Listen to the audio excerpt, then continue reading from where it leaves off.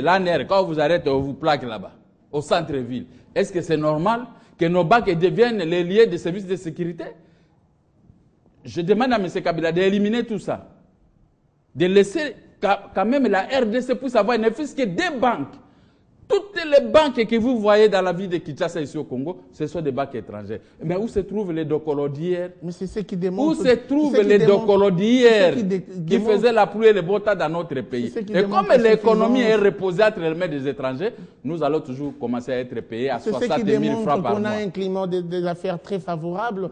Le fait de voir plusieurs banques dans notre pays démontre que les investisseurs sont prêts à accompagner la relance de l'économie nationale. Il y a des banques françaises en France, belges en Belgique. Au Congo, il n'y a aucune banque congolaise. C'est déjà la faillite de la RDC à cette matière-là. Et moi, je vais venir pour récupérer toutes ces banques-là. La Banque congolaise de commerce extérieur, l'Union des banques congolaises, BCA et tas d'autres banques qui appartenaient à la République démocratique du Congo vont naître. Je vais mettre des moyens, 2 à 3 milliards de dollars pour que les Congolais trouvent du travail dans leur propre banque comme une fille à Sota. Moi, si aujourd'hui j'ai bien travaillé dans ma vie, j'ai travaillé qu'avec des banques congolaises. Et quand j'allais là-bas, on me respectait. Mais avec ces banques des étrangers, ne respectent même pas des Congolais. Pour que tu sois engagé dans plusieurs banques que vous voyez ici, on vous amène les directeurs généraux, il faut des fétiches. Il y a l'homosexualité dans ces banques-là. Attendez tout ce qu'on me raconte.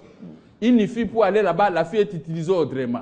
Alors, s'il y a ce climat d'humiliation vis-à-vis des peuples congolais, mais laissez-moi quand même, moi qui ai la force et l'intelligence pour régler tous ces problèmes-là qui rongent notre société. On a l'impression que votre discours ressemble à une aporie. Il y a peu, nous vous avons reçu sur ces plateaux, vous avez dit que vous ne combattez pas la personne Kabila, vous combattez le système. Vous avez dit que l'entourage... Kabila ne s'appelle pas banque. Kabila ne s'appelle pas banque. L'entourage du président Kabila, c'est le vrai problème de M. Mokia, Gabriel Mokia. Aujourd'hui, vous contournez pour dire que Kabila doit partir, ce n'est plus le système. Qu'est-ce qui se passe? C'est moi qui dis que Kabila doit partir. Vous venez de le dire tout à l'heure. Ou c'est la Constitution? Non, non. Revenons à vos propos. Non, c'est la Constitution qui le dit, mon frère. Il ne faut pas dire que moi j'ai problème avec personne, avec Kabila. Qu'est-ce que je veux faire? Kabila, nous avons demandé de libérer Coutounou, la libérer Coutounou. C'est-à-dire, il y a un pas. Donc je ne peux pas parler de lui. Vous pouvez également continuer avec de telles propositions en étant dans l'opposition et vous verrez qu'il y aura une certaine complicité entre le pouvoir et le membre de l'opposition. Pourquoi vous ne l'avez fait qu'avec Coutounou, mais vous ne le faites pas pour peut-être relancer l'économie nationale? Voilà. Parlons des propositions. Non, je vais proposer. L'article 220 vous dit ceci. Le nombre et la durée de mandat du président de la République, cela ne peut pas être modifié. C'est ça, non, l'article 220. C'est la Constitution que Kabila lui-même a promulguée. Il ne faut pas me mettre en conflit avec lui. C'est lui-même. Le président a promulgué la Constitution, nous sommes tout à fait d'accord. Ah, vous êtes tout à fait d'accord. La démarche. Mais comment vous voulez maintenant dire ouvertement? La démarche initiée est de revoir la Constitution. D'autant que cette Constitution est jauchée de nid des poules. Aujourd'hui, certaines personnes pensent qu'il faudrait la réviser parce qu'il y a des articles qui connaissent des incohérences par rapport à l'idée de la chose. Mais on a révisé ça en 2010. On n'avait pas vu ces incohérences. À chaque 5 ans, on doit avoir d'autres incohérences. Donc nous, les Congolais, nous ne connaissons rien. La Constitution a été retouchée partiellement. Retouchée pourquoi? Bon, dis-moi un peu sincèrement, si j'avais un adversaire ici, j'allais lui poser la question. Vous êtes journaliste, je ne vous pose pas la question. On doit retoucher la Constitution, pourquoi? Si vous ne savez pas, moi je vais vous dire. Donnez-nous une seule raison. C'est Maloumalou que vous appuyez ici qui avait dit qu'il n'y a pas l'argent. Il a accusé Matata Pogno. Il n'y a pas l'argent. Le gouvernement congolais n'a rien. Mais Joseph Kabila est allé se contredire à l'Assemblée générale pour dire que non, il y a l'argent, il y a la croissance, il y a ceci. Mais Maloumalou lui dit non, il n'y a pas l'argent. Comme il n'y a pas l'argent, je veux organiser les élections à suffrage universel indirect pour me permettre d'élire un chef de l'État auprès du Parlement, les députés et un consort. Il n'y a pas l'argent. Mais moi, j'avais parlé, j'ai demandé à Matata Pogno. Mais Malouma nous dit qu'il n'y a pas l'argent. Vous parlez de la croissance à 8 chiffres. Vous êtes contre Je ne suis pas, mais non, maintenant, des bons électeurs. Non, je suis contre. Ça, je suis contre parce que cela montre, comme on dit. Parce que ça ne vous donne pas de chance. Non, je vous dis, qu'est-ce que je dis? Je suis contre parce qu'on dit souvent, la fin justifie les moyens. Vous parlez des cadres macroéconomiques, vous parlez de la croissance à 19 chiffres. Donc il y a l'argent. Vous avez parlé du chef de l'État et il a vanté les richesses de la RDC et la production. Maintenant, l'affaire justifie moyen. Il y a quelqu'un qui l'a placé ici, qui s'appelle Malmo. Il dit non, il n'y a pas d'argent pour que moi je puisse organiser l'élection. Bon, or, ça c'est le travail du gouvernement. Dès le premier jour que vous entrez en fonction, vous commencez à mettre de côté pour atteindre, mes fils, que 2 milliards de dollars. À chaque année, vous devez mettre autant. Et à la fin de l'exercice, c'est-à-dire que de 5 ans de la législature, vous faites sortir cet argent. Il y a 2 millions de dollars qu'on doit donner à la CENI pour pouvoir organiser les élections. Mais malheureusement, maintenant, les acquises. Si le président de la République est allé tenir un discours pour faire le beau yeux à la communauté internationale, on aurait peut-être pu le remarquer ici sur place. Mais on a vu des experts. Va suivre notre émission. C'est par là qu'il va se rendre compte. On a vu des experts témoigner effectivement qu'il y a une certaine maîtrise du cadre macroéconomique venu de l'extérieur. Et ce sont ces mêmes personnes que vous allez aujourd'hui dire qu'ils sont pour soutenir... Le cadre macroéconomique, ça ne pose aucun problème. Oui. Le dollar est resté stationné à 900, 920, n'est-ce pas? Et ça, il n'y a personne qui refuse. C'est un point capital. Bon, maintenant le contraire également de ces 900, le taux de vrai dollar, c'est à 1500. C'est ce qu'on va les carburants avec. Donc, il y a une contradiction là-bas. Il y a une contradiction entre les cadres macroéconomiques bloqués et les cadres macroéconomiques flottants. Flottant, c'est le prix que fixent les Libanais si le vrai cadre macroéconomique est à 1400, à 1500. Mais les nôtres, pour s'en prévaloir devant l'opinion nationale et internationale, c'est bloqué à 900. Mais combien on paye les travailleurs si réellement il y a un vrai cadre macroéconomique, s'il y a la production dans notre pays, c'est 60 000 francs. Or que pour payer ces mêmes taxes... Attendez. Il faudrait revenir par rapport au temps d'hier. Ne parlons pas du régime Mobutu. Parlons du pays déstabilisé qu'a hérité au bord du gouffre. Quand Laurent Désiré Kabila était là, il payait les militaires $100. N'est-ce pas? Oui. Bon.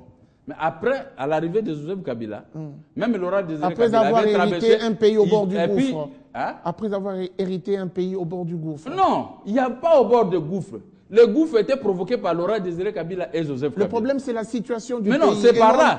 C'est par là, parce que c'est eux qui ont amené l'esprit rébelliotique dans notre pays. Nous parlons de la situation du pays et non de la cause de la situation. Mais non, la cause est la situation. Les deux. Cause de causalité. Les deux là, il faut les coller ensemble. Vous ne pouvez pas dissocier les deux causes.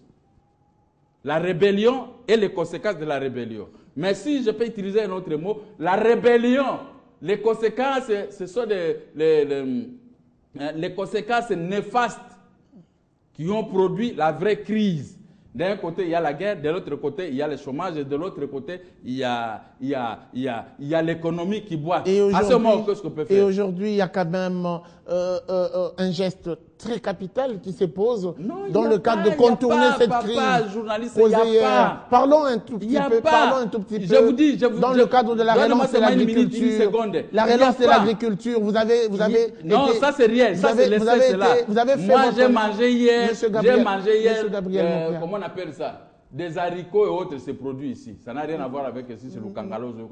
Dans 5 ans, Monsieur Gabriel, peut-être on ne sera pas là. Vous avez un voilà, il y a un problème. Parce qu'on vous reconnaît être quelqu'un très fort dans l'agriculture. Les journalistes, il ne faut pas m'embrouiller. Laissez-moi te donner les deux éléments qui vous marquent. C'est très capital. Je vais vous laisser parler. Si aujourd'hui on parle de vous, Gabriel Moukia, c'est parce que vous êtes passé par l'agriculture. Vous avez fait votre nom grâce à l'agriculture. Alors aujourd'hui, avec de grands projets comme le village agricole, le parc agro-industriel de Bukangalonzo, c'est insignifiant pour vous? Un regard. Un enfant qui est encore dans le ventre de sa mère, vous dites qu'il sera président de la République. Et moi, je peux croire à toi. Bukangalonzo, là, ça va nourrir quoi? Ça va nourrir l'Équateur. Nous, à l'Équateur, on a déjà notre grand Bukangalonzo là-bas et tout ça. Bas Congo a son grand Bukangalonzo. Même les Maniema, les Katanga, chacun a son grand Bukangalonzo. Ce n'est pas les Bandundu qui vont nourrir la RDC. Ce sont les enfants qui ne sont pas encore nés. Cette affaire peut être étouffée quand même. Autrement. Ah non, ça c'est l'échec. Ce n'est pas à 2 ans que le Kangalozo va nourrir tout. À ce moment-là, pour que Kabila ne puisse pas partir, puisqu'il a créé le Kangalozo. Vous pensez si c'est Bukangalozo, aussi c'est Vous pensez que Bukangalozo ne va pas répondre, même légèrement, à la préoccupation des Congolais? Peut-être ici, dans les Bandundu. C'est un projet à long terme. C'est un projet à long terme, mais parlons déjà des retombées de cette volonté du gouvernement congolais. Voilà mon problème qui m'intéresse. On doit construire nos propres banques dans notre pays.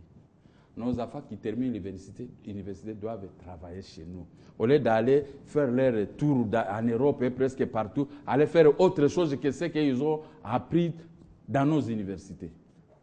Voilà ce qui m'intéresse quand je serai dans ces postes. D'abord, écoutez, dès que je serai dans ces postes, je vais créer un méga ministère des Congolais de l'étranger. Même un enfant né au fait fond en Australie, le lendemain est enregistré dans notre pays. On les connaît. On a ces images. Un méga ministère. Un Congolais qui est au cachot, à Belgique, aux États-Unis, à n'importe quel pays du monde. Nous allons envoyer nos propres avocats qui ont fait leurs études dans nos universités pour aller les défendre. S'il faut les mettre dans nos avions, retourner, nous les faire. Voilà, j'ai un projet, vraiment un grand projet pour cette jeunesse. Un projet qui n'attend que vous soyez élu président de la République. Mais c'est normal, mais je ne peux pas le copier parce que la fois passée, ils m'ont copié pour les Congolais de l'étranger. Voilà comment ça s'est terminé. Mais quand même, c'est une bonne initiative. Un mort-né. C'est une bonne initiative. Lorsque aujourd'hui le gouvernement sera fier de dire que nous avons puisé telle démarche auprès de Gabriel Mokia, c'est une fierté pour vous. À deux fois. Vous pouvez ne pas être président de la République. Chez moi, je dis que si je suis chef de l'État, je vais commencer les derniers de salaire, c'est à $250. Ils ont pris les vieux Zahir Ngoma, ils sont allés faire les programmes à Mboudi. Mboudi est mort-né.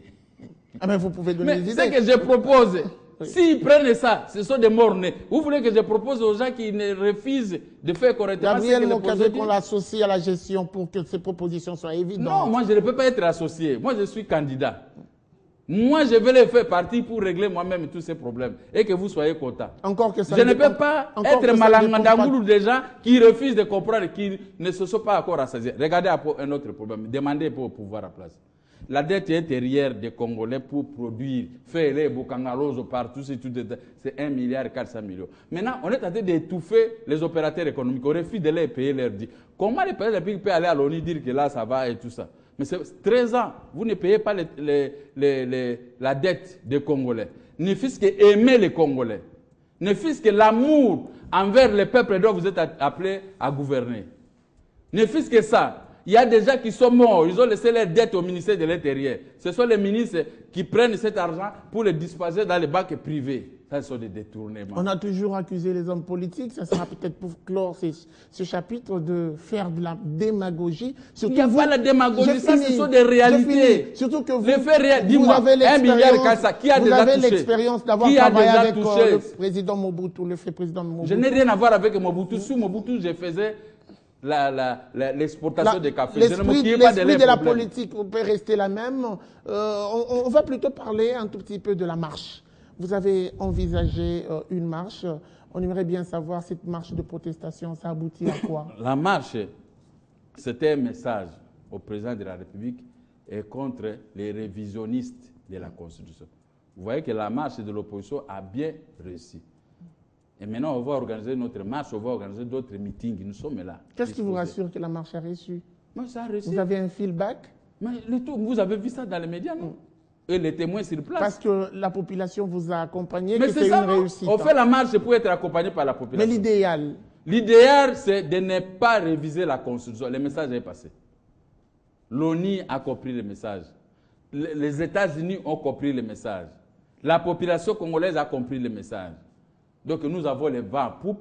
C'est Joseph Kabila qui fait des reculs parce qu'il ne peut plus monter la montagne. Est-ce que vous êtes... Aller possible, ni tenu. Il ne paye pas les dettes des Congolais. Les enfants qui terminent les études ne trouvent pas du travail. Est-ce que vous tenez en compte? Il y a encore d'autres échecs supplémentaires. Eau et électricité. Là, il est vraiment coincé sur tous les plans. Le pouvoir à place est coincé pour l'eau et l'électricité sur toute l'étendue de la République. En général et en particulier sur la ville de Kinshasa. Est-ce que vous tenez en compte que